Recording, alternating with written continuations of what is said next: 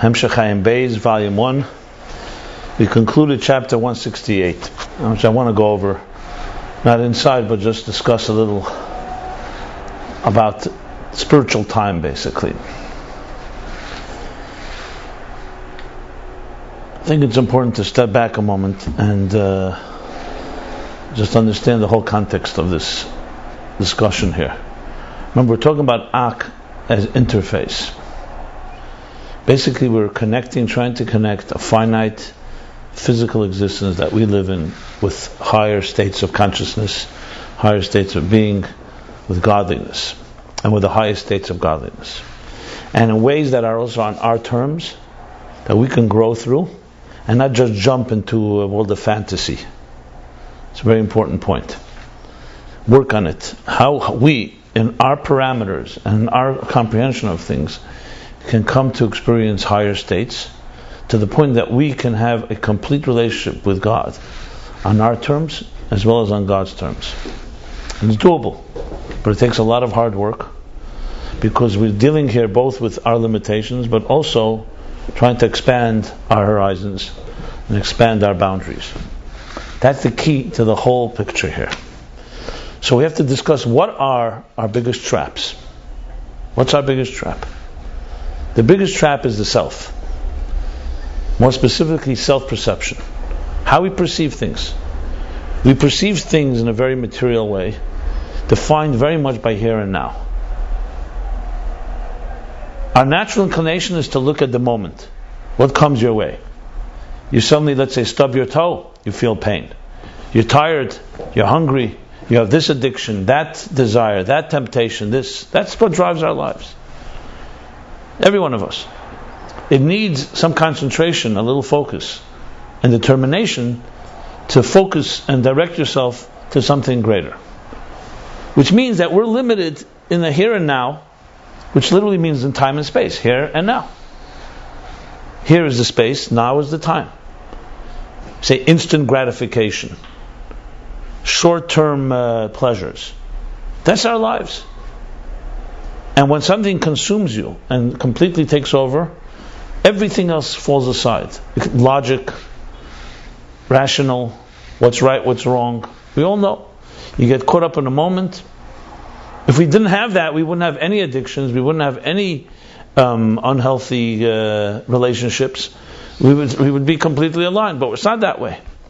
So what's our trap? Our trap is understanding how we are entangled and in the moment and in the time and the space and our perception of it.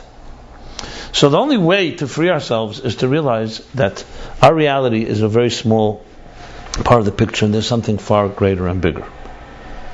When we talk in Chassidus about Chiddush, why is it so important to say the world was created? Why can't you just say the world was always there? God is always there and He wants a world to be always there. Why can't we say always? The real problem is because that makes us godly in our terms, and that's the biggest problem. Why is Avodah Zarah, idol worship, the greatest sin? God cares. People want to be stupid and petty, and they want to bow to a tree, to a stone, to the sun, to the moon. So let them play with games. When God is jealous of a tree and a stone. So what? That's not the problem. It's nothing to do with God. It's to do with us. If you replace God with something that's on your terms, you're basically destroying any ability of growth. Because then, what is really Avodah Zarah? Avodah Zarah is self-worship. You're worshipping something that you can relate to. I can't deal with an invisible God, so I find something that's a symbol, as the Rambam explains in Hilchos Avodah Zarah. What happened? They can't deal with invisible, so they create a symbol, a star. Then the star is too distant, so they create something on earth that symbolizes that star. Then of course come all the con artists and they sell you that you have access to this different stars, etc., etc.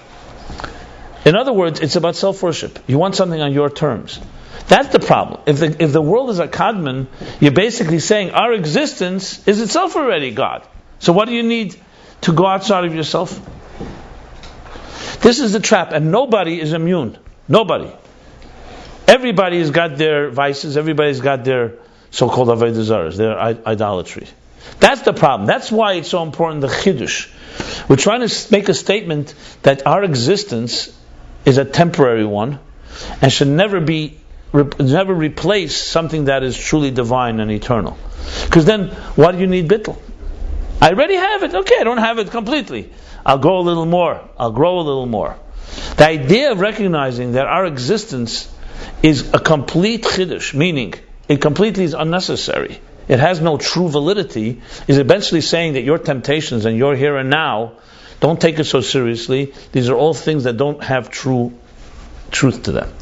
Their value is only when they exist. They have no value on their own. You want a true reality, you have to turn to God. This is a critical element to this. Because all of us have our habits. All of us have our traps. All of us have our dependencies.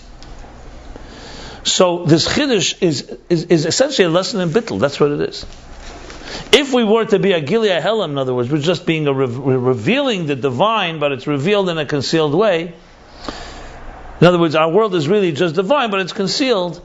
There's a fundamental problem, because then we will give too much, we'll attribute too much value and too much so-called divinity to ourselves. That's the problem here. So of course God, just like he emanates energy, oir, he could have created a yesh and say the yesh is a kadman, like he is a kadman. But it's saying that he wants it. He wants the world to be forever. Could that have been possible? Of course it's possible. But that would undermine the whole ability for us to grow, because we're already eternal. In an interesting way, you could even say death, God forbid. Death is a ultimate reminder of the reality of our existence. When people lived longer, what happened? They took it for granted. They thought they became godlike. What happened with Der Hafloga, etc., etc. No, they become. Death is a humble reminder to every person. Like it says on Har HaZeisim, they say some of the tombstones say, here lies a person who thought he was indispensable. Really? It's a joke. Oh. Here lies a person who thought he is indispensable. Or as they say, Nietzsche said God is dead. God said Nietzsche is dead. You know? Who has the last say? So what happened, Adam and Chava, had they not eaten from the tree of knowledge, it says they would have lived forever. Why? Obviously why? Because if they did not drink the tree of knowledge, they had the bittul and humility, and therefore there could be channels for God's eternity. Why not live forever? The problem was they undermined it by becoming a Metzias. Oh, I want to taste from the tree of knowledge. I want to be like God.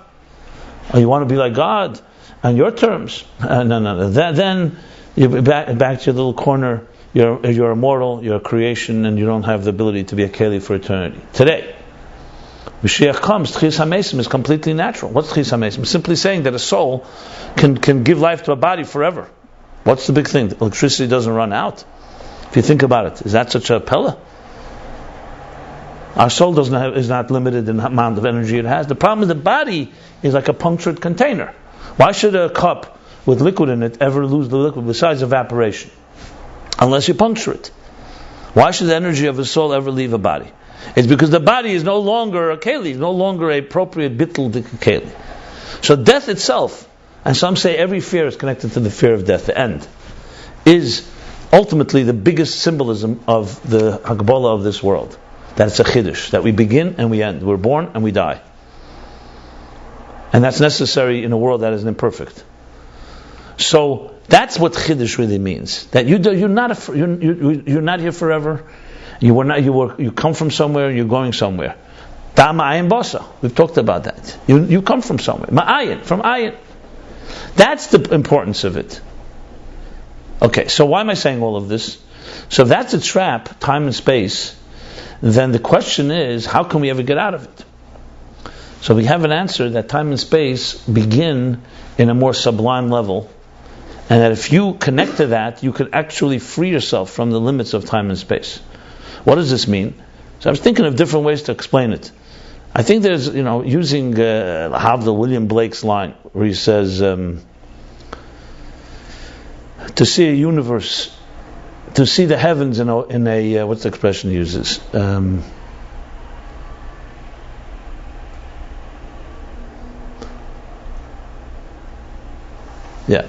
To see heavens in a grain of,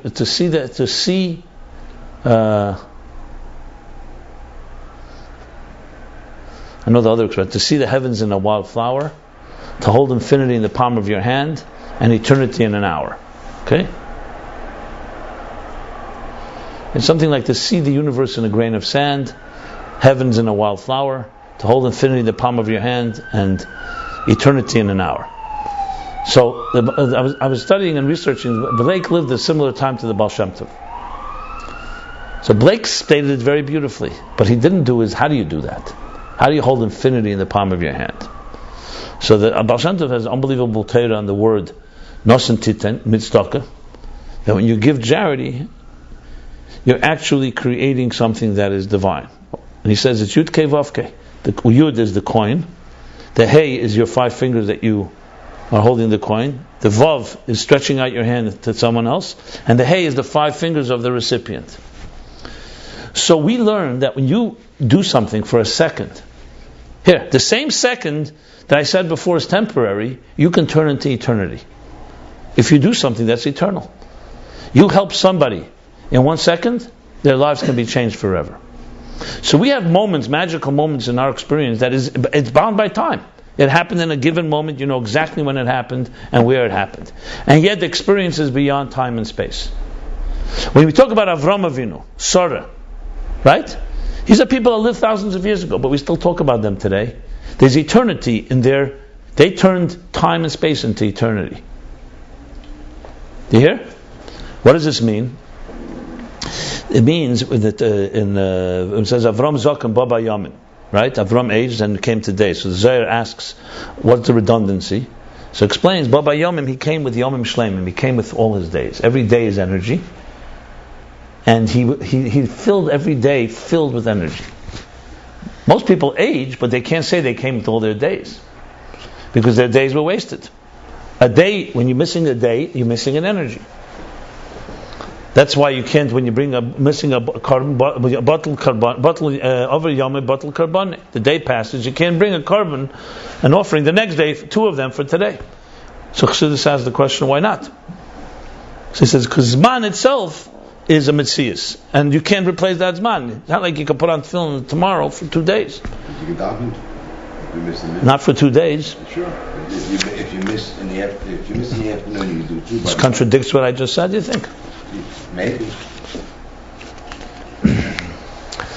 What do you think? It contradicts it? What I just said is halacha. What you're saying is customs. Yeah, I told you, a carbon that's not brought a day, the Gemara says it's halacha, you can't bring it tomorrow. Tefillin, can you put on tefillin on 1 day for 2 days? Well, why would you? I asked you a question. No, you can't. Can you do Shabbos, 1 Shabbos for 2 weeks? No, you can't. Nothing you can do. Why would they allow? That's an exception. It has nothing to do with anything. There's nothing to do with what we're talking about. What I said is across the board. You can't do Pesach next year for the last year's Pesach. There's nothing you can do. No, Pesach, even the Sheish Sheni, you can't. Anyway, this is like ridiculous. Time is energy, and if you miss the time, you miss the energy. Avram Avinu came with all the energies. What does that mean? It means in our world, it's a second. In our world, it's a moment. But in truth, that moment and second has in it 2 options.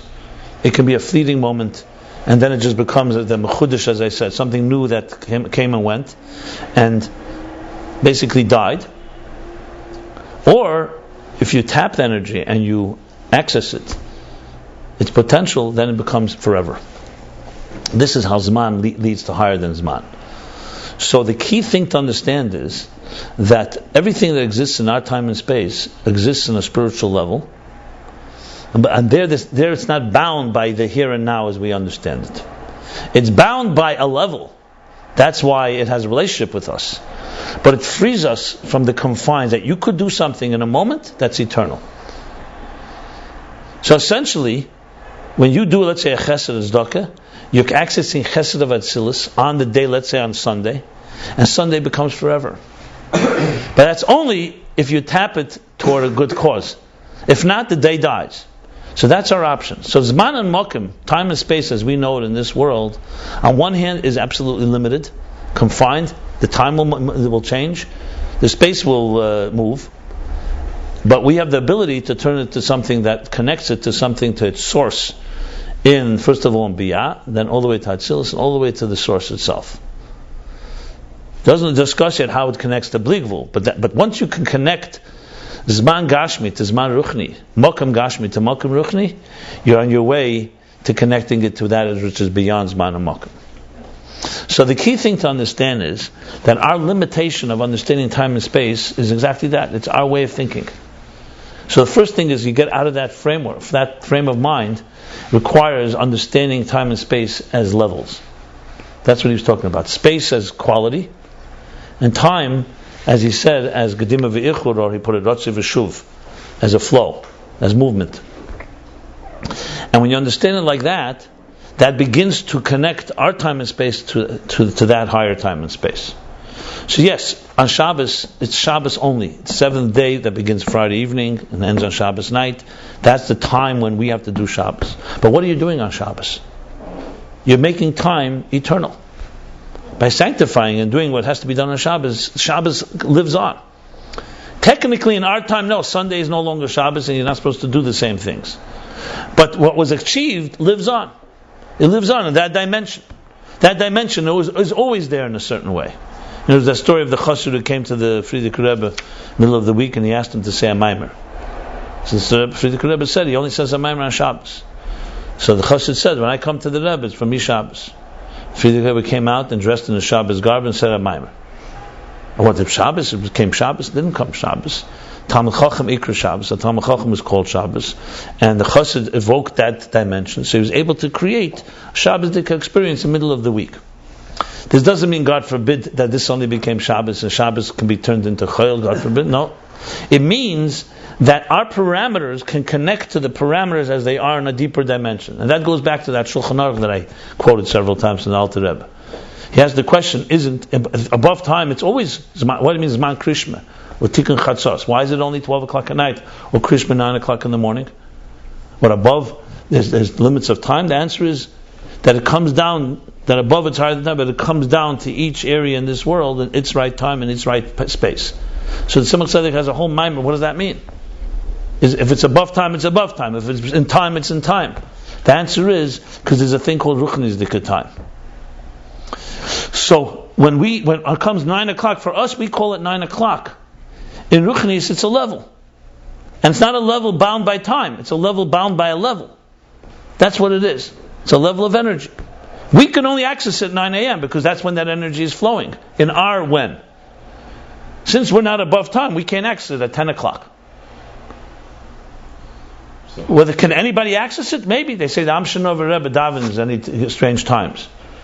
And they wanted to even some people wanted to condemn it. Then they went to meet him and they realized that he was something extraordinary, that he wasn't just a reckless guy. The present one? Or the previous one? I think they're both. So the only way to explain it, I can explain it, and let's assume that it's all that he's a holy man and everything is right, is that. But it's an exception. It's not something for the norm. That's not the way the Torah says to do it. He's able to access that energy at a given time. But that's not halachic for everybody. Why? Because we are bound in time and space and we don't have that ability. We're not even aspiring to have that ability. That's not the goal. The goal is that things be done in its order. If in a case of emergency or something like that, we have the power of tshuva. Obviously we have the ability to even change the past. But that's not echte vasha, that's not the way we begin. Time flows this way. So each time is its energy. So 9-10 is our limitation, not the limitation above. What happens above is also a level. The level of chesed is not the level of gvura. So on Sunday, you're in chesed. So above, the distance would be between chesed and gvura. And below, it's between Sunday and Monday. What we need to get beyond is thinking in terms that are not how we are not to think that we're the only ones, that we have monopoly in understanding levels. See, for us, levels means past, present, and future in a very simple way. Yesterday is yesterday, today, tomorrow.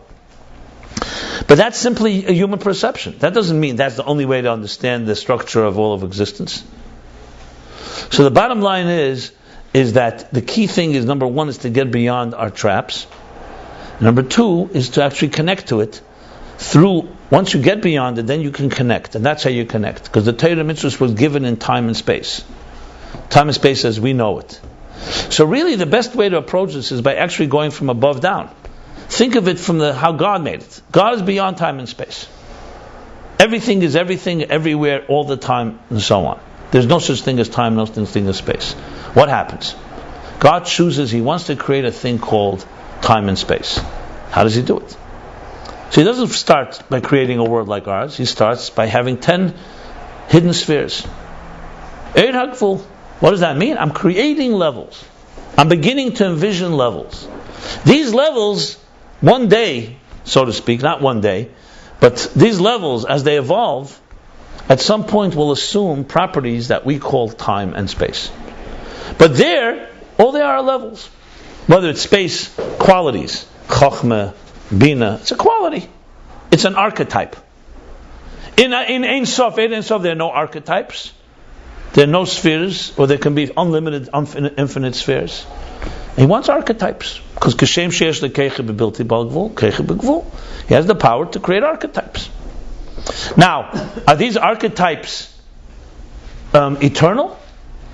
Well, they're all emanations from the divine. Only Atzmus is eternal. Like we learned Eir. Even Eir is an emanation. The Eir has a property of Kiyum Atzmi because it's so bottle and it's dvekus, it's connection. That's why it's compared to eternity. But you can't call it the source of eternity. You can say the eternal divine essence emanates an energy that has a property that's similar to him in that eternal element. But Kodma Heder, as we learned. What about the finite? The finite, by definition, because they're 10 spheres and not infinite spheres, immediately tells you they're not all. They're only a part. They're the divine power, but they're only a part of the divine power. And that's also important to know, because you never want to go away with the impression, as I said before, that the 10 spheres is all of God. He contains the space of everything, but not everything is His space. I think we had that expression somewhere here, right? Was that expression used? Maybe in the picture. With the Torah? Not here? Okay, fine.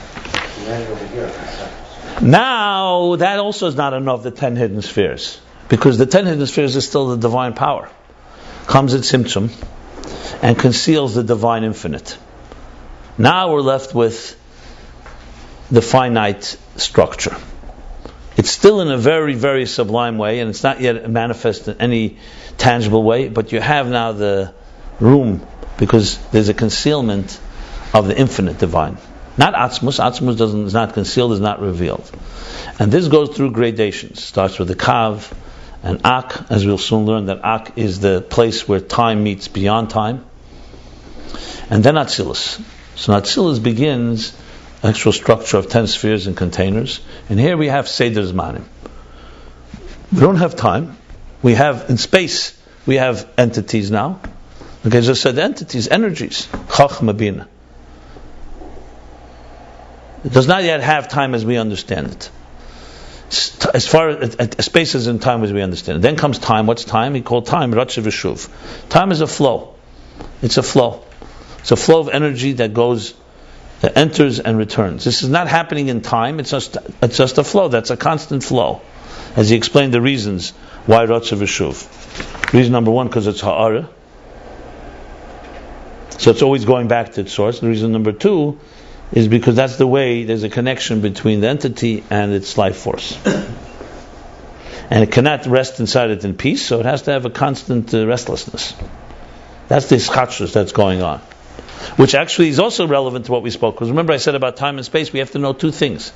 That we are not the beginning and end. We have a beginning and end. So it's a recognition of that humility. At the same time, our reality comes from that place. So that's the beginnings of, we'll call it the genesis of time and space. That will then evolve into the level of Biyah. And Biyah begins to start having a connection to the time that we know and space as we know it. Brought about the Malachim, the measurements and so on. And then comes the final step. Time and space as we know it. And that is yesterday, past, present and future. Space, you're here, you're not there. The limitations of our space. What is it rooted in? It's rooted in what I just described. So the key is to understand how we relate our time and space, not see it as the beginning and end. You see, we begin the opposite. We begin, I'm here, I'm now. Tell me now what is above time and space. It doesn't work that way. It's the other way around. But the reality is that before physical time and space, there was spiritual time and space, and that became physical time and space. That makes it a lot easier to relate to and understand, because we realize it's not. Don't begin. Who said? Don't. It's not an axiom, a muskulishin, a given that time and space, as we know it, is what it is. Who says it's what it is? And what it is really energy, and energy is not bound by limits that we understand them. Anyway, this is one way of explaining a little of what we were discussing. We're saying that you can have... And you have to, the key is to think from the above down and not from the bottom up. Bottom up, it becomes very difficult to conceive of these ideas. You're saying that the way we our perspective can be, or understanding even our level of action can be, that the spiritual concept of time, the energy, can really, so to speak, manifest in our day-to-day living if we look at things properly. You can have a connection all the way back up. Yeah, a day can die if you do nothing. Or if you connect the day to something that is in its spiritual source of time, then it lives on. And that's a key for something that's even beyond time, beyond any of the limitations. That's another level, yeah. But first let's get to that level. First let's get to... See, Avram was chesed of Atzilus on earth. Yeah. So when he lived his life as chesed, that lives on. Physically, he's not here now. So in physical time and space, he doesn't exist, but in spiritual time and space, he always exists. The level of chesed. But only when you live up to that. If you don't live up to it, then it remains in the spiritual world. We're talking about, can you access it here? The challenge of this whole interface is, can we access it? So I said, if you take a moment and you make it infinite, by doing a mitzvah, by doing something that's eternal. You cannot take time cannot be eternal unless you put something eternal into it. Because on its own, it's mechudish. It dies. It begins and it ends. Yeah. It sounds like you're jumping though, not you personally jumping. It's a jump because when you do in time, you do mamash mitzvah. That's not within Seder Stalshus. I don't know what you're talking about, Seder Stalshus. These words mean nothing to me. Let me finish up my statement. And then I hope it will be clear. That we're talking about that in those levels of energy within time. Above it's energy, here it's limitations on a clock, and a calendar, and a person, and a place, and material. We're saying that what we have now can be a vessel for the energy levels above that. But when you talk about doing a mitzvah, that itself is that's beyond any of the limitations. It doesn't sound like it doesn't. What are you talking about? I elaborated at length that mitzvahs are bound by time. You cannot do a mitzvah tomorrow for you today. No, I didn't. Avram Zakbabiyam. So here, so when a day comes or the moment comes, and let's say it's Man Krishma now, and it's up till 9:10 or whatever the time is. In our time, you either miss it, God forbid, or you say Shema.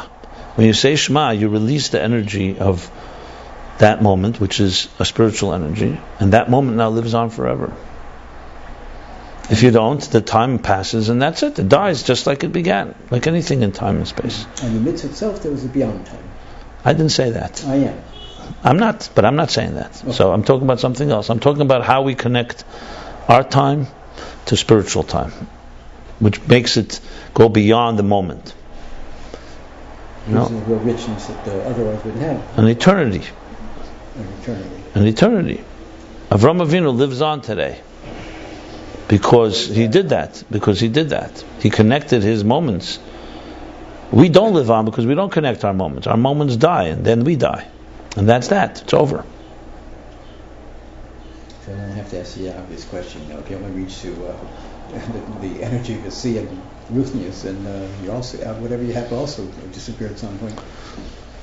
No, let's start with that. That's what he's discussing now. How to reach the Ak, the interface between the time, and then comes another aspect, how that connects to the higher levels, which we already actually addressed.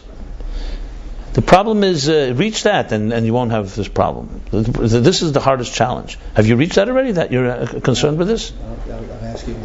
We'll discuss it in my evaluation later. And I'm saying, so if you haven't, so how do you know that there's a problem?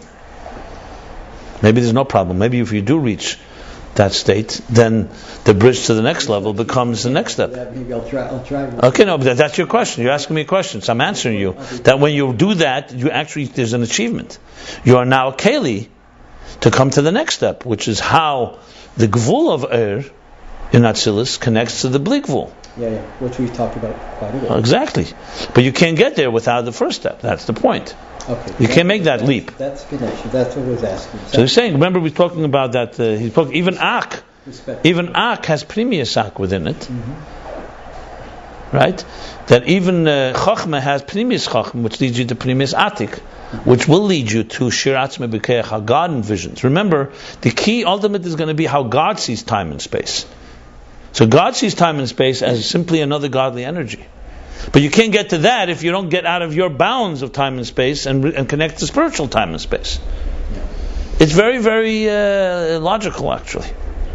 And the way to it's like saying, if you're limited by your gvul and your days are dying, and you're not even taking your time, connecting it to the spiritual significance of that moment, then you want to jump to bli gvul that B'chlal has no limits in any spheres. You can't even connect. First you have to connect to the sphere.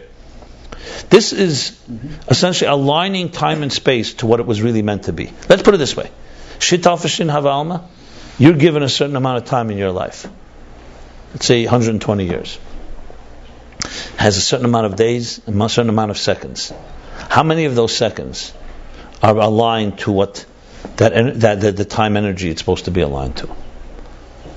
It's embarrassing to answer that question, right?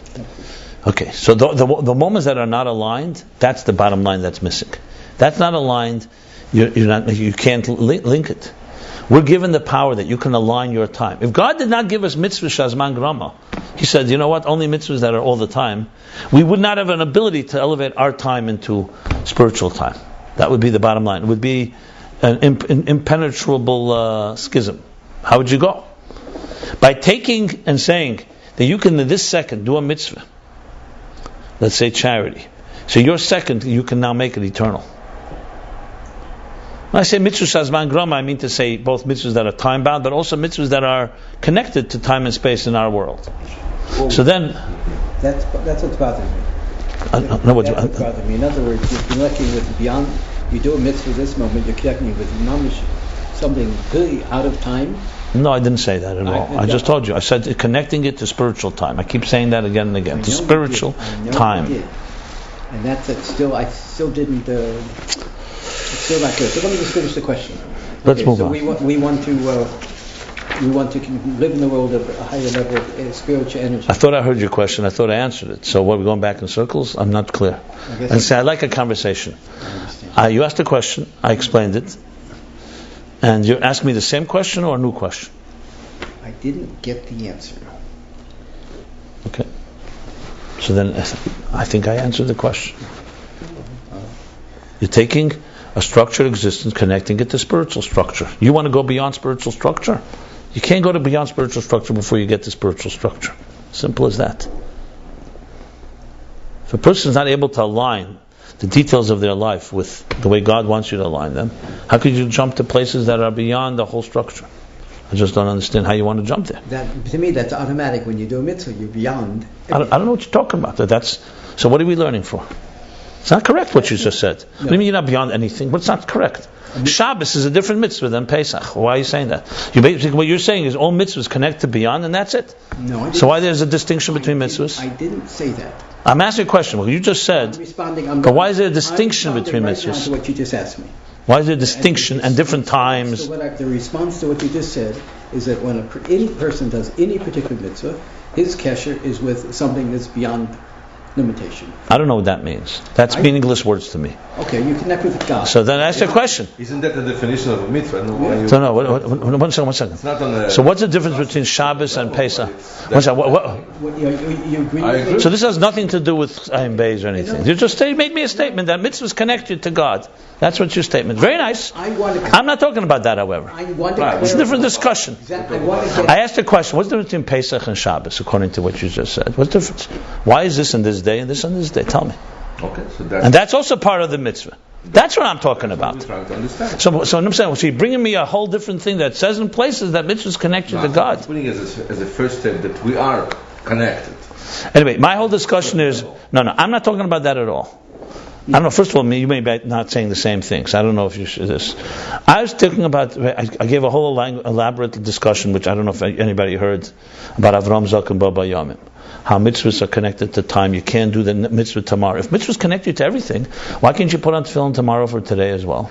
Connect you to everything. That's not a mitzvah. That's the whole discussion I just elaborated. That's one of those. But why? Why? If it connects you to beyond time? Because it's not beyond time. It's in time, and it's dafka that time. And I missed that day. You missed them. You can't do it again. You can't suddenly jump. Okay. So that I just gave a whole elaborate discussion what that means of being mevader zman, birur hazman, and each mitzvah. So you're basically aligning our physical time to the spiritual moments in time. Now, you may have learned other things elsewhere, and you want to bring that into the picture, but bring it into context in what I just said now. What's the question based on that? I have no problem with the question. What's the question based on what I just said? I'm okay with what you're saying. It's not, You have a question? basically. Yeah, but I'm going to think about it a bit, and if I'll come back. Otherwise, I'll just be repeating myself. I'll think over what you said, and But you heard what I said, I hope, yeah? I heard very, very well heard what you said. Okay. I also remember, if you remember, I said by mitzvahs, there's two things: Asher Kedushan B'Tzvei V'Tzivanu, Raniach Tefillin. Yeah. So there's how it manifests in Tefillin, but then there's Asher Kedushan. And my understanding of your question was a simple one: how do you jump to the general, beyond the limit of the particular mitzvah or particular time? So I said that's step 2. First, you connect the physical reality of time and space to spiritual time and space, and that then leads you to places that are beyond time and space and beyond the spheres themselves. But you can't go there without the first step. That's what I've basically been saying. This is the whole Ayin Beis is talking about this. The whole structure, you cannot eliminate the structure of existence. The whole Ayin Beis began, how many chapters? 60, 70 chapters about Er Pnimi. How God created a structure, a hierarchy. Very clear distinctions. Chochmah is not Bina. Bina is not Chesed. Chesed is not Gvura.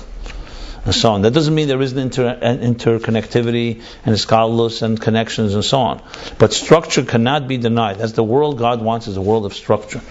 Once you eliminate structure, the whole purpose of existence disappears. Anyway, my main goal really was not discussing mitzvahs. I was just using that to explain the relevance of this whole issue of time and space as we know it, and time and space beyond it. Because that's the hard part. How do we relate to time and space beyond? Like, how do we relate to, say, the first second of creation? And before that, there was no before. The way I always envisioned it was the following. Shital Fishnin, meaning that God allocated 6,000 years, really means He allocated 6,000 energies. Well, let's put it this way, 6 energies. Let's say 7 energies. That's the 10 hidden spheres. The time begins there, in that case, from Chesed through Malchus, with each of the 6,000, and then the 7,000th year is Yom Shekulei Shabbos. So basically, God designated that. That does not reflect all of godliness, but it's a section of the divine that God chose. So, can you call this eternal? Yeah, from a physical time way, you can call it eternal, because it was always there. Because it doesn't have a beginning and an end. But spiritual time, you can't say it's always there, because it's only 7 out of infinite. So when you say the artist that had envisioned infinite possibilities chose one possibility, so some physical time, yeah, you could say it's always there because physical time doesn't exist yet. But in spiritual time, it's a level, and it's only those levels. It's not higher levels. That's a critical thing to try to wrap our heads around, which is not so easy to do, because then in a certain way, the world as we know it, in our time and space, has beginning and end. In an ironic way, from God's perspective, it has no beginning and end. It has a level, it's a beginning and end level, but it doesn't have beginning and end as we know it in time. That's a critical point to understand. But that doesn't make it unlimited. It just means that doesn't have that element that we understand. So for when we call the first second of creation, by us it's a second. It's a moment, and then they'll give the second. For God it's a level. The level begins there. By us, begin means in a moment, like we're born. When you were born, your birthday. For God, your birthday is just a level manifesting itself in physical time and space. You see the issue here? Why it's hard for us to relate to is because we don't relate to that way of understanding time and space. So frankly, our whole vision of before, past, and future, which is so vital to us, is really almost irrelevant for the bigger picture. That's why in Ak, it's all there. It's not Ak sees the future. By us, if someone wants to tell you the future, it's a big thing. They have a crystal ball, they see the future. In Lamaila, there's no issue with that. Future doesn't mean what we understand as future. Future is simply seeing it all. It's just different levels. That level, for us, hasn't happened yet. In Lamaila, it's happened, it's happening all the time. But it's still levels there. That's the hard part to understand the levels. But you can somewhat, I guess, intuit it. No? You're getting it a bit.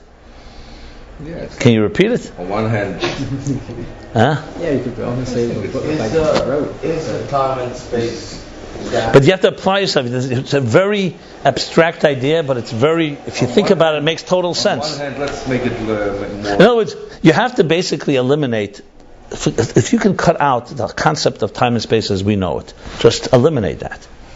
I don't think we can. Chaim.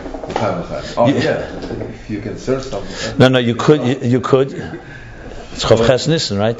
Tonight I speak in 770. No. Oh yeah. Tonight I'm giving a shir in 770. And Chav Ches Nissen. Just a Chav simple Ches basic thing. Yeah. Sivan, right. Bina In around 7:30, I think. I'm doing 7:30, something like that. Shir, like for a half hour. Bina is a level and Chochmah In English. is a level. What, on a microphone? Yeah. I'll be on the plane. Okay. Not really. Bina and Chochmah. In terms of us, in our world, there's space, there's time. First comes Chochmah, comes this Eureka, and then comes Bina. In terms of the way Chochmah and Bina are in, let's say, in Atzilus, I'm just two levels. There's no time. that is union of levels. But supposedly how God looks at Bina and Chochmah. I mean, how the higher level looks at Atzilus, let's say.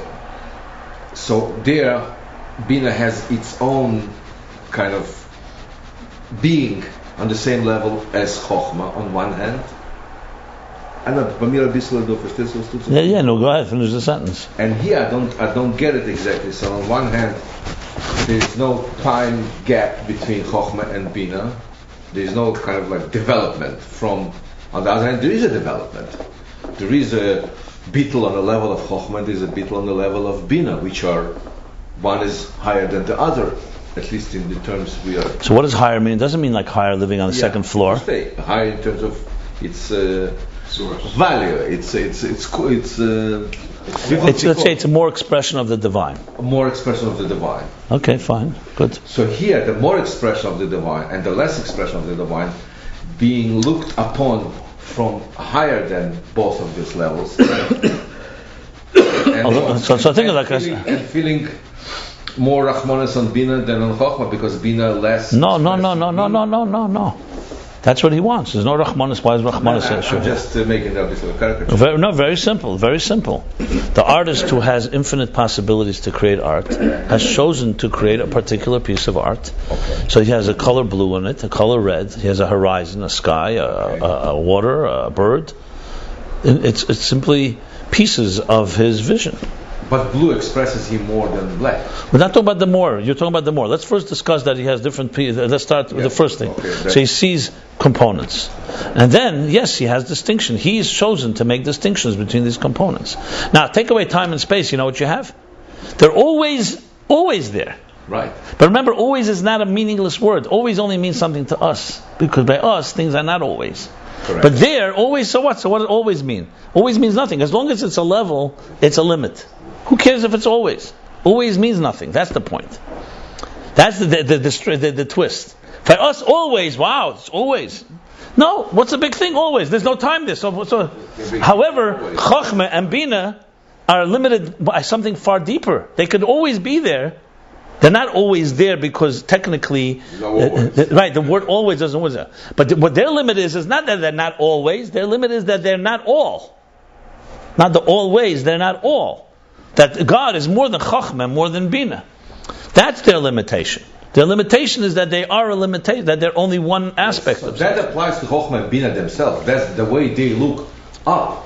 But what about the I just told you, the artist has infinite possibilities, and this is only... the artist Chochmah and Bina are... What's it? Just like blue and red. I don't understand what you're talking about. What happens if the artist wants to Does give... he appreciate blue more than he appreciates... No, it's not about appreciation.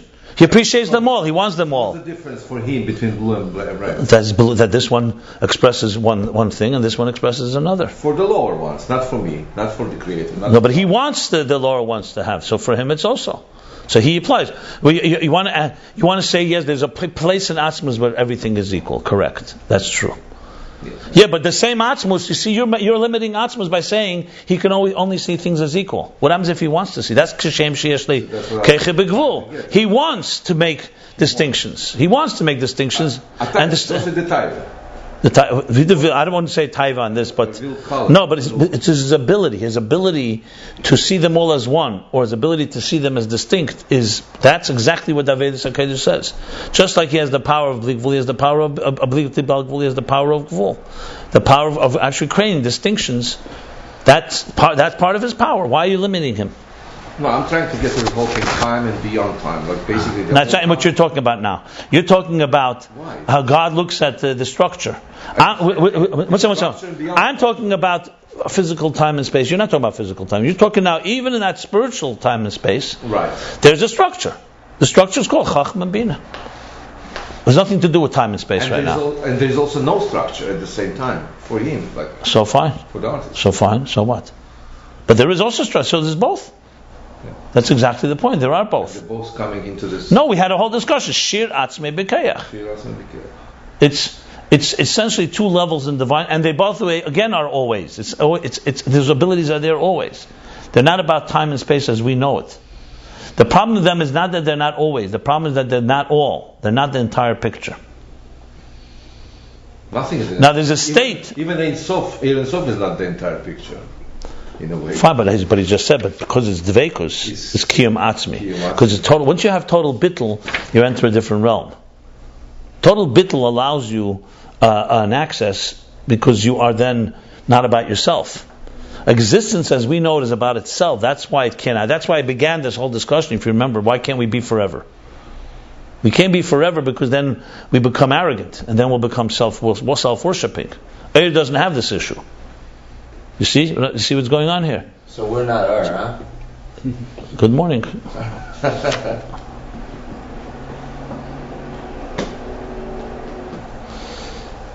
It's comprehensible. It just needs thinking. It's a very complicated issue. No, but you got to move. You have to discuss what you're talking. If you're talking of physical time and space and spiritual time and space, which is what I was discussing, it's one discussion. Another discussion is spiritual time and space and beyond spiritual time and space, and that's not what we're discussing now. Really, now in this hemshech, in this part of the hemshech. Okay, so by me, it's this is Okay, no, so I'm just trying to teach you intelligent. If you want to really comprehend something, you have to break it into details and discuss what part. You can't talk about everything all the time. Anyway, this has answered this discussion. Yeah, but you see, the problem I'm having is that and I go back. If you're not going to understand the first level that we're talking, you're not going to understand the second. You're jumping. This is the trap of undisciplined thinking. And that's why most people don't get things well, because they're constantly bringing everything into the picture. Understand the piece that we're discussing right now. You can't understand the whole picture if you don't get the piece. And that's one of the biggest problems people have. They bring in there whatever they know from before, and they try to connect it all. First understand that piece, and then you get there. So you said it's one of the biggest problems. It means it's a real problem. Yeah, but if you're not going to get beyond it, you'll never get it. Listen. So there's a motivation to do that. 220 some 180 time. 180. No, remember, every day that the habit habits. Lose that so what do you want? Besides to lose that day, You have to break that habit. You have to break the habit. Hey, let's go. Simon, if you really want this perfect students, I don't think you'll find too many. Look, I'm just like you. Why should we have perfect? I am just like you. I have the same. I have a Yetzer Hara just like you, maybe bigger. I don't think even it's a hard. It's like we are evolvable in a way in our. No. This comes from this is undisciplined. Because if you had to remember, if you were standing in front of the Rebbe, you had to remember what he's saying. Meaning you have to listen only what he's saying. You can't bring in your other thoughts. It's disrespectful to do that. You answered the question. You said we lack this era of Sifseis of sisters on Sifsei Neitvis Meir. Yeah. No, No, but I'm not talking from Ruchnis, I'm from Yerushalayim. I'm talking about even on the Seichel level. You know, one of the things in school that they teach you is like, you know, children obviously are very, very receptive to this. Imagine children, you start teaching them ABC or Aleph Beis, and they say, no, I want to read the book already. I have no patience for this Aleph Beis thing. They go through a year, at least 2 years, just writing letters all day. Would you have such patience? Adults don't have such patience because adults think they're smart. They have no time for Aleph Beis. You know, I want to understand already. That is our biggest trap. If you're not ready to learn Aleph Beis, you're never going to learn the big picture. So it's actually what you want to achieve, you don't end up achieving because you're missing the first steps. It's a discipline. It's ultimately a discipline. If it's like it's somebody who's learned to play tennis or swim the wrong way, they don't want to learn the right way. They already have their way, and that's that. It's a discipline. It's not so complicated. I have no problem with questions, but see, you have to distinguish between a question on a topic, or the question is due to bringing in all kinds of stuff into it. I'm constantly connecting this to what we learned earlier. It's not like I'm missing not connecting it to the big picture. As a matter of fact, what I said today was all about connecting it to the whole picture. But there is a step that where he's right now. The step of Ak is not the step of Eir Ein Sof. It's a different part of the interface. That's what we're addressing now. The interface between time, as we know it, and spiritual time, which will connect us to beyond time. Okay. I hope nobody takes this personally because it's not meant in that way. I think you're taking it personally. The fact that maybe we take it personally, I completely understand. Okay, good. And I accept what you're saying. It comes up all the time. The fact that there's no seder discipline in just. No. By the way, it's deeper. It's not. I don't have the discipline. You have to, at least when you bring a question or discuss or think about something, you have something bothering you. You have to determine: is it bothering you what we're learning, or is it bothering you because it's not connecting to other things you know from elsewhere, or that you learned earlier, or the way you understand it? Maybe both. That is the key. Look, for example, I've asked the Rebbe questions many times, and there were times the Rebbe would say, "What you're asking is not what I said. It's a question on the whole thing." And you learn. It's even learning how to ask the right question, the right moment. It's a shel keinyan. Right. Meaning you have to. So that just making that distinction is critical. Like someone will say, you know what? I'm not asking you so much about what we're learning. I'm asking you something in general. It's fine, but making that distinction makes things a lot more disciplined just in discussion because you know what you're talking about. Are we talking about what we're learning? We're talking about that. It's fine. I have no problem either way. I have a problem when you start bringing in, it's confused. Are you talking about what we're learning or we're not talking about what we're learning? You're talking about the whole thing? Fine. So let's step back and learn the whole thing. I can do that all day. No, I don't know. But I think in my head I feel that I lose the big picture. Because you never. But it's not true. Not everything is the big picture. It's not true. Chochmah is not bina. Ak is certainly a big picture. You see, what you keep saying is to me absolutely incorrect. Ak is, first of all, Ak is not the whole picture. There's before Ak. There's Lifnei HaTzimtzum. He's talking about things before Ak. Ak is, for all practical purposes, the blueprint of existence. It's everything only compared to existence, not everything beyond existence. So that's number one. The point I'm trying to make is that it's critical to define that in your own mind. And nothing is, if you do that, you're already in good shape. You could say, you know what? I didn't understand a few lines here, or I don't understand because it's about concentration. When I read a line, maybe that's also part of. When you're reading, it's even knowing how to read. When you read a line, you're trying to understand the line in the context of this piece. Right. Then there's understanding in the context of the whole thing. If you see me teaching all the time, I always am doing that. Like whenever, for example, someone just starts saying, I say, let's learn this, and then let's understand, and then let's take it back. Now, obviously, I learned what we learned before also, so it's informed by that. Certain things are very consistent here. Okay, so let's go back to... So fine. So, my main goal in this discussion was trying to help understand a bit what means beyond time and space as we know it. But it's still in the realm of spiritual time and space. How are they connected? I'm not sure what you're asking now. How is a second in the world? I think you didn't hear what I said. I said you can't think about a second in the world. You have to think about an energy. And then energy, when it's manifests in a physical thing, it's called a second. Forget about second. Don't think in our terms of time. Energy in this physical world is called a second. In the world of energy, it's not called a second, it's called energy. It's called a level. Or we talk here, the ebb and flow time.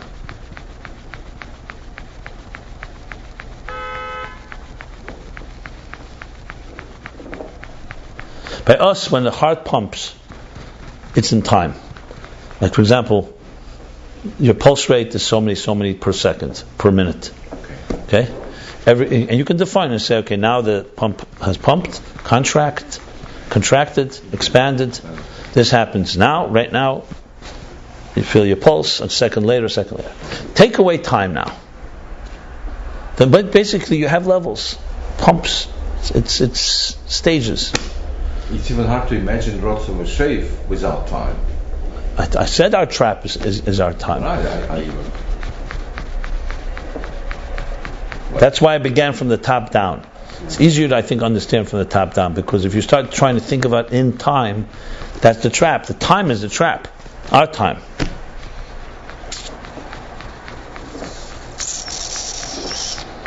Remember what I said about always. Yeah. Always means nothing in above. All of Atzilus is always. Yeah. But it's not always, in the concept it's not always. Chochmah is not Bina, so there you got the difference. Rotz is not Shreif. The Rebbe brings, and it's a little hinted to here, Siba Mesuba Vin Seichel. Two ideas in your mind are Mokim, Beruchnis, and cause and effect. Or Siba Mesuba, like one thing resulting in another, is time. So if you think of it conceptually, that's conceptual time and space. Conceptual time and space that we learned here is the quality of things is its space, and the relationship between them, and the movement between them, and their hierarchy is time. So you can have the idea, for example, from 2 plus 2 is 4, you come to understand that 4 plus 4 is 8. Correct? Mm-hmm. 1 plus 1 is 2. 2 plus 2 is 4. 4 plus 4 is 8. So you have your time and space happening without any time and space. This does not mean that 1 and 1 and 2, 2 plus 2 is 4, happened in different times. Right? They were both there all the time, in concept, but they are two different descriptions, two different qualities. 1 and 1, 2 is one message. 2 plus 2 is 4 is another message. They can live side by side all the time, but they're two messages, and one message leads to the other. 1 leads to 2, 2 doesn't lead to 1, basically. And there's no time, there's no space there. That would be an example. In a way, 2 plus 2 is based on 1 plus 1. So base doesn't mean time, but it doesn't have to be time-wise. It's conceptual-wise. Exactly. So someone will say that one was born before the other. No. Children, your father was born before you. That's fine in time. 2 plus 2, 1 plus 1 is not born before 2 plus 2. It's only conceptually before. That means spiritual precedence. It's an example. But if you could envision all of existence like that, then you'd see how existence lives on a plane that doesn't have any of these, what we call today, tomorrow, yesterday. Just eliminate that concept. Let's go to chapter 169.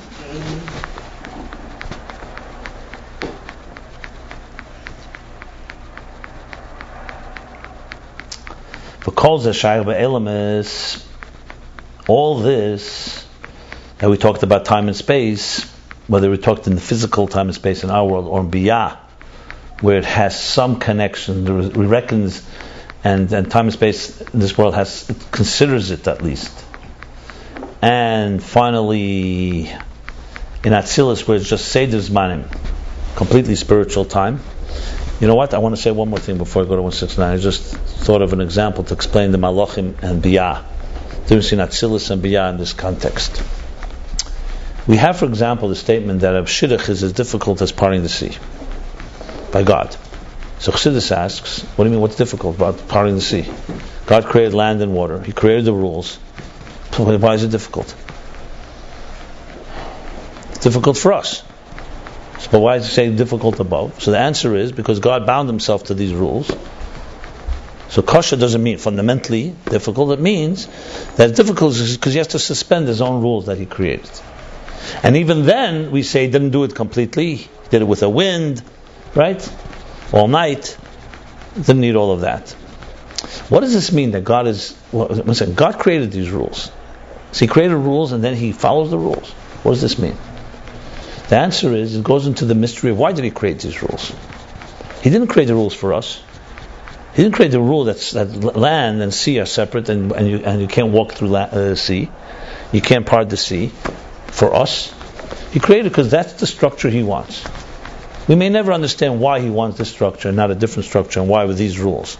But these are his rules, not our rules. It's not like you and I made the rule and God said, I'll respect your rules. He made the rule. That's, like we talked earlier, that Keich HaGvul is just as much as Keich HaBlikvul. It's both divine. Just like there's a place that's beyond. But because it's divine, that's why it's kosher.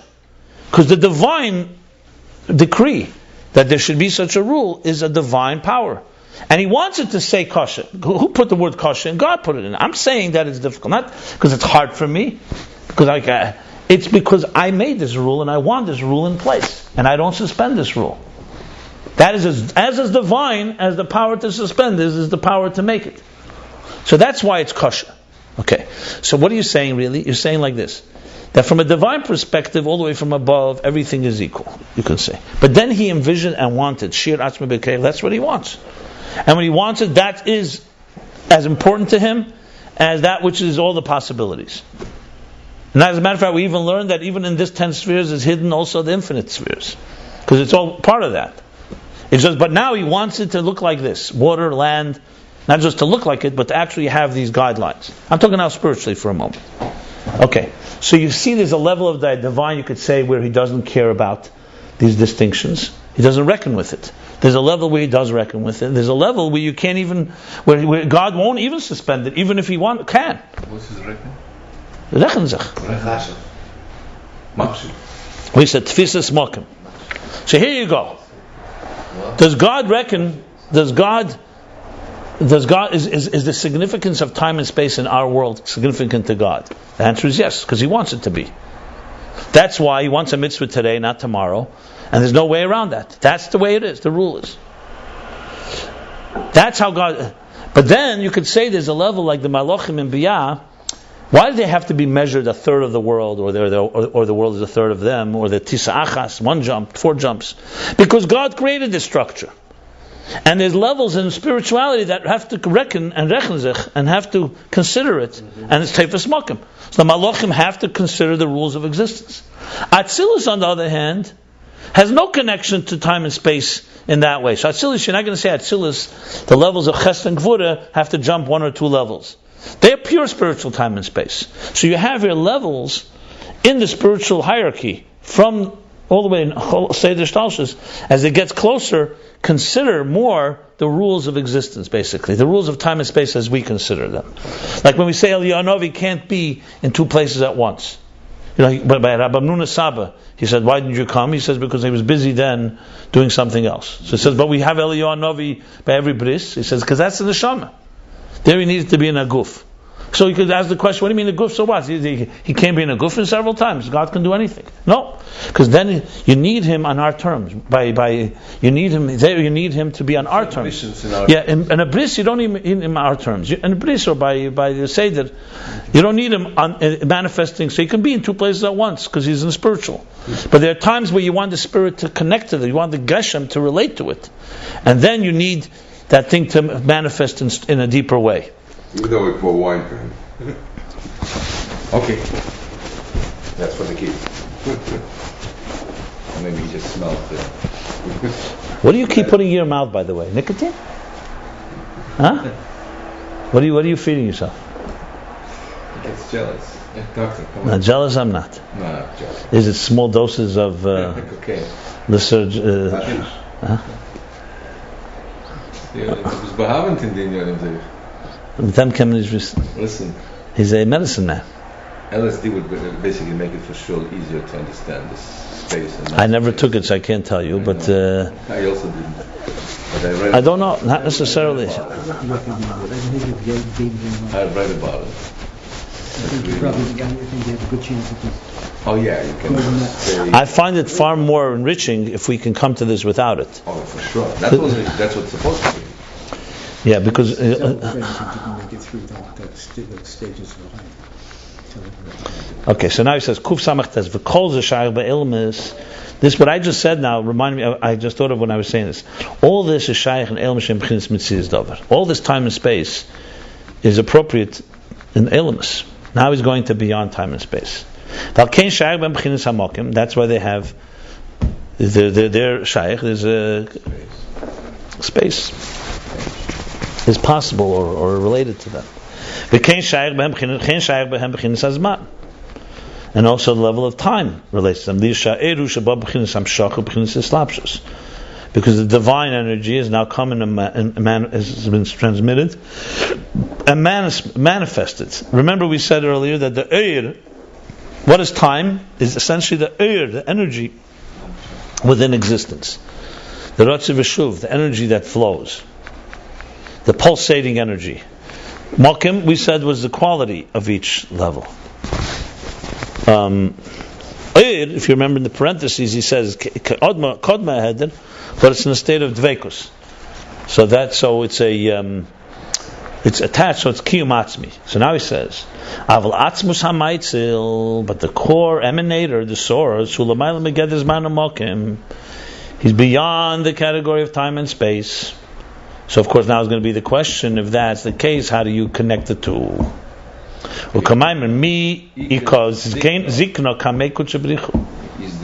Is there then aging and time by a God? Yeah. Or mi'ika, there isn't, basically saying. Mi'ika, there isn't. Right. V'hainu, now he spells it out in Ruchnis, Shegam Bereshis Hamshachas HaKav. Also the beginning, the top of the transmission of the Kav. Shulamaylam B'chinas Eslapshus Gam B'parts of the Ak. Which is higher than manifestation, even in the structure of Ak. Because we learned, remember, Atik. That's like Atik, yeah. Atik the Ak. I think he's saying even higher than that, but let's say Atik. How do you Lamaylam Megedres Man? It's beyond the category of time. And now it says, and delve into what it says in the Drush, that Hemshech Rosh Hashanah Tzamach Vav be'erech at length, how Keser is higher than time. Mishum da'rotzi v'shuv d'sham hu b'chinas moti v'lei moti. Because rotzi v'shuv there is not an actual pulsating energy which has coming ebb and flow, which at least is two movements. Moti v'lei moti, as he explains there, is the root of these two movements. Okay. Think of conceptual movement. Okay, let's hear. Let's read it. That's not contraction and expansion. It's not removing and returning. In other words, ebb and flow. Shabchinis is chalkus. That's in an actual state of ischalkus. That is a distinction. You're either in the state of contraction or in the state of transmission or expansion. Yu'in sham. He says to look there. So he's not going to go here into this. He doesn't discuss it here at length. So how's Mati or Mati works? Mati v'lei Mati is basically, remember, everything has to be connected to everything. Everything begins. Mati v'lei Mati, if I recall correctly, that he says there, is like, let's put it this way. Where do we get the two elements of Keich HaGvul and Keich HaBli Gvul? Right? What by us would become Eidus and Kalim. Right? It's rooted in God's Yecholte L'Hoyer or Shaloi Yecholte L'Hoyer. Two Yechelis. He could emanate and could not emanate. In Yechelis, in his ability to emanate and not emanate, there's only ability. So Moti V'lei Moti is essentially like the ability to contract and to expand, not the actual contraction expansion. So that's why no movement. There's no real movement. It's just the power that he could move in these two ways. If I recall correctly, that's more or less the Havana there. So it's also relevant to the interface because you still see two. It's still called Mati V'lei Mati, but you can't call it. You understand? It's so subtle because frankly, when you learn it, you start thinking, 1 second, but Rotzi V'shuv is also like Moti V'lei Moti compared to our time and space, which is real time and space. In truth, it's correct. In our time and space, we actually have today and tomorrow. That doesn't exist in Atzilus. In the Sfiris of Atzilus. In the Sfiris of Atzilus, it's Ratzeh and Shuv. Okay. But it's still Hamshocha and contraction and Yeah, expansion. it's Chalkus, like he calls it. It's still two levels. In Kesed, you won't call it two levels, you'll call it two abilities, two Potential moments. Is it accurate to say Mati has an aura that's Ratzeh V'Shuv, and Ratzeh V'Shuv has an aura that's time and space? Say that again. Motiv le'motiv is the root. It has an aura that's Ratzeh V'Shuv, and Ratzeh V'Shuv has an aura that's time and space. Is that the way it works? Is that I don't understand what he's saying. Aura, as it goes down. Ha'ara? I wouldn't call it ha'ara. I would call it evolved from there. It evolves from there. That's what you mean? Yeah, it evolves. Aura, like it was like a different dimension of it. Like ha'ara means reflection. Yeah. No, I would not call it that. Not at all. I would say it evolves. It's an evolutionary process. Ha'ara always reflects on something that is just revealing that which is there before. This we're not talking about that. Here we're talking about different manifestations. It's rooted there. So okay. So if we even say on Kesed like this, so for sure that this is this way by Atik that we said before. Remember, Primi Yisaki said rooted Atik, which is above the skull of Ak, of Adam Kadmon, which is the Reishis Hakav. Now begins a parenthesis for around 15 lines. So you know what? I'm going to skip the parentheses for a moment just to see where he's going for this. So the parentheses ends 7 lines from the top of Shema Malef. So let me just skip the parentheses and say like this. So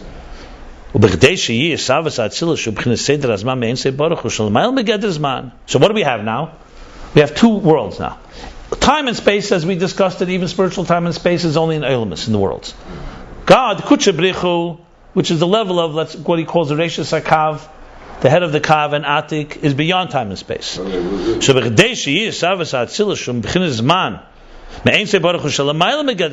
for order there to be the creation, the coming into being of Atzilus that's higher than time, that's in the order of time. From Ein Sei Baruch Hu, that's higher than time. It's through that first, there was the emanation of one level. That's an interface between these two opposites, and that's the level of Ak. Okay, so now I'm going back to the parentheses. So basically, to bridge these two realities, one is beyond time, and one is in time, even spiritual time, you have Ak. And he's going to explain how Ak is a bridge between the two. Okay, let's get back to the parentheses. So now I'll go back to the parentheses.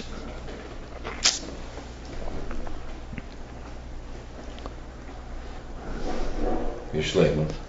So after saying Yeshleimah, the closest in your Ratzeh V'Shuv, Hainu Gam B'chinas Moti V'Lei Moti, Shaykh Rak B'chinas Chetzenis HaKesed. Now he's adding a Chiddush. That in general, the Ratzeh V'Shuv, which means also Moti V'Lei Moti, he's talking in general, is only in the outer dimension of Kesed. Which has a relationship with the world, like Arich.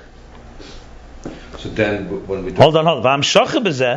And we say Moti V'Lei, we say Ratzeh V'Shuv, there's Hamshacha, Shuv, who b'chinas Hamshacha le'elamis. That's its relationship. Arich, because it has a relationship with the world. In other words, Ratzon, the desire for something, it wants. Remember we spoke about Arich as being like the foreman. He is governing and he's leading the team to build. Right? So he has a relationship with them. So the Hamshacha, when he relates to them, that's the Hamshacha of Ratzeh, of the Shuv of Ratzeh. That's Chetzenis HaKesed. So what he says in Samach Vav, that Kesed is L'mayla Mizman, and there's Moti V'Lei Moti, he said that's Chetzenis Kesed. He's going deeper. In other words, he's saying,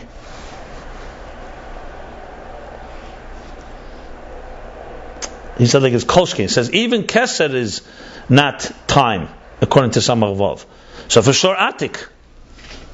So now he's explaining, what does he mean Kesed? Kesed means Chetzenis Kesed. That's where you can say Moti V'Lei Moti. He's spelling out what means that Atik is higher than Mati v'lei Mati, basically. Now he goes on and says like this. The Hainu, another parenthesis, the Hainu b'chinas ha'ara lavad. Like we said before, why is there Ratzin v'shuv? Because it's only a reflection. The Hainu, that means only a reflection. The Rak ba'ara shaykhin Ratzin v'shuv, Mati v'lei Mati. Remember at the top of the page, he spoke about the first reason why you have Ratzin v'shuv. Why is it Ratzin v'shuv? Because it's only a reflection. A reflection wants to always go back to its source. Same thing here. Then in the outer dimension of Kesser, you can say this level, because it's only a reflection. Being that it's only a reflection. If it was not a reflection, let's say, like I mentioned, Shefa, you give someone a cup of water, the water doesn't want to go back to its source. It doesn't have this. But if it's only a reflection, reflection wants to be connected to its source all the time. Only in other shaykh Ratzin v'shuv mati v'lei mati. He keeps saying, not just Ratzin v'shuv. Being only a reflection, it is in a state of yearning to return to its source, like the contraction we're talking about. And then afterwards it returns, like he said on top of the page, because Ratzin Atzmus is that it wants it to return. So lower than Kesed, in the 10 spheres, it's called Ratzin Shuv, an actual movement. In the level of Kesed, we're talking now outer Kesed, it's in a state of Mati v'lei Mati, but it's still. Why does it have this element of these two steps? Because it's only a reflection. It's all, but it's only all this is because it's only a reflection. Both outer Kesed and lower than Kesed. Now he goes on in the parentheses. Now outside of the, within the parentheses, the next, V'zeu inyan the Ratzin shu b'chinas merutza al kaponim.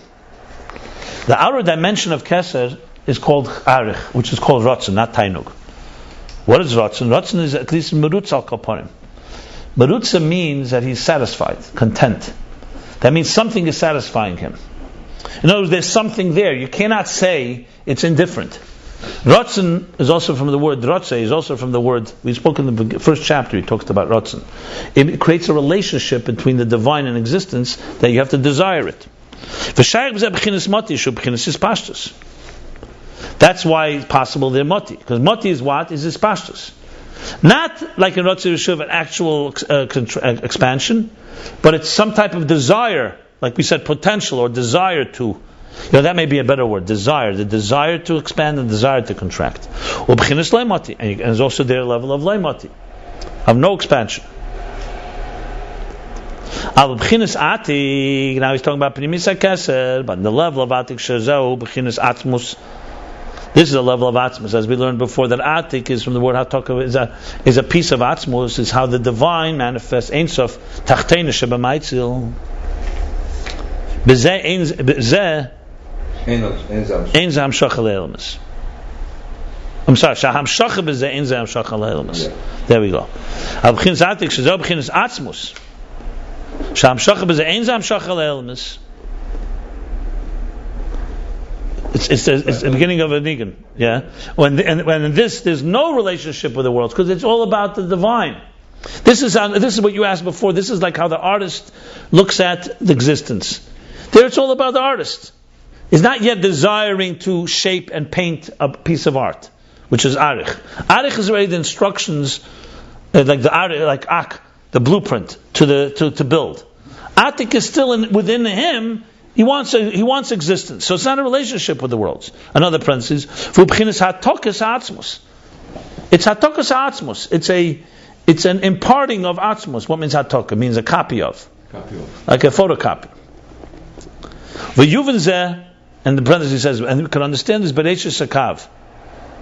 And this is understood that in this, I'm sorry, for Yuvin Kain, I didn't read it right. And it's understood that this is how it is, Bereishis Sakav, the top of the Kav, Shebab B'chinas B'kiyah, which comes in a form of piercing, Shazel Kedugmas Nekudis Amalchus Shabokas Aparsa Commissioners Baralil. That's similar. If you remember, he spoke about like in Malchus Datzil is that it pierces the curtain. So to Malchus of Ein Sof pierces the Tzimtzum. That's Reishis Hakav. Shabokas Haba, like Malchus that pierces the curtain. So the same is, so Atik And the Reishis HaKav, as he said there, they're all the same level. Here he looks like it's two levels, but very similar to each other. Because from Atik comes basically the Reishis HaKav, because Atik is, the Malchus of Ein Sof becomes Atik, the Reishis HaKav. So now he says, on this level, Yesh Leimah de Bezeh Ein Shayach Klal Inni Mota V'Lei Moti. He says, Yesh Leimah, that you could say that on this level, you cannot all say even Moti V'Lei Moti. V'ayim Asher B'da Yom Tov Shel Rosh Hashanah now. And look again, delve again into the Hemshech Samach Vov. The Ba'atzmus Shayach Rak B'Chin Shuv. That Atzmus, which here in other words meaning Atik, is only Shuv. V'hu B'Chinas HaTokas HaAtzmus. I'll explain in a moment. This is the copy of Atzmus. In other words, the idea of Rotzi and Shuv, let's go back a moment. What is Rotzi and Shuv? Rotzi means there's a state that's outside of the source that wants to yearn to go back to it. If it's in the source, there's no Rotzi and Shuv. There's no Moti V'Lei Moti even. Because that's already showing that it's already in a state of two movements in some way, whether it's potential movements or actual movements. In the source, like he said, what is the reason for Rotzi? Because it's Ha'ara. Ha'ara wants to reconnect to the source. But in the source, Atik is the Hatokas Ha'atzmus. There's only one way to go. You can't go up, you can only go down. Because God wants it to come down, so He wants to impart. So He took a piece of His Atzmus, so to speak, and implanted it into existence. That's Shuv. Rotzi doesn't exist there because it doesn't need to go. You don't need to come home when you're home. Basically. Remember, according to the Arizal, Atik, that's Atik. It's Hatokas Atzmus. According to the Ramak, we learned earlier that Kesed is one of the spheres. And as such, it's not Hatokas Atzmus. There he spoke Kesed is what? If you remember the whole piece with the Tzimtzum. So very relevant to what we're discussing. What did he say there? The Ilavola was the way he sees it. I'm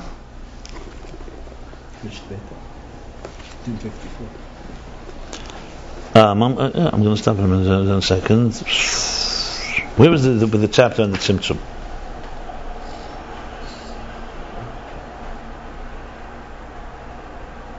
With Ak. With with the Arizal and the Ramak. Do you remember?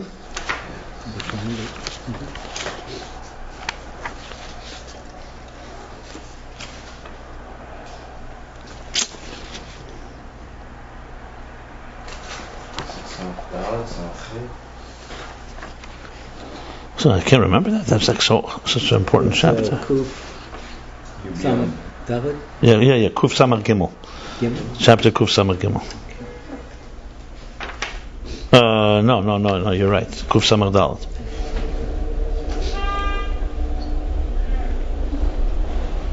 Yeah, Kuf Samar Dalet. Page 329. Yeah, that's what Kesser Einin. So Kimchis Mahamovitz. Yeah, Kesser is a creation. So creation is Rotzi. Fine. So there's no Rotzi. Yeshlem. Okay. Valpizei Yeshlem de Bereishis HaKav. And according to this, is still the end of the parentheses. We can say that the top of the Kav Ein Shayach Gam B'chinas Moti V'Lei Moti. You can't say like an Atik. You can't say any level of Moti V'Lei Moti. Mamela Ein Ze Gam B'chinas Geder Moked L'B'chinas Man. And therefore, Mamela, it's not in a state B'chinas Geder. Not even a category of even being a source for time. So then after the parentheses, that's why you need Ak. Because the Pnimis Kesser, or Atik, or Reisha. So essentially, Reishis HaKav, that's what he's saying. The Reishis HaKav. Okay. I'm going to close.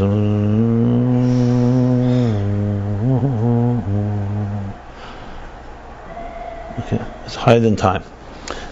So Ak becomes this Mamutza. Okay, we'll stop here. We did the first beginning of chapter 169, page 340 and 341.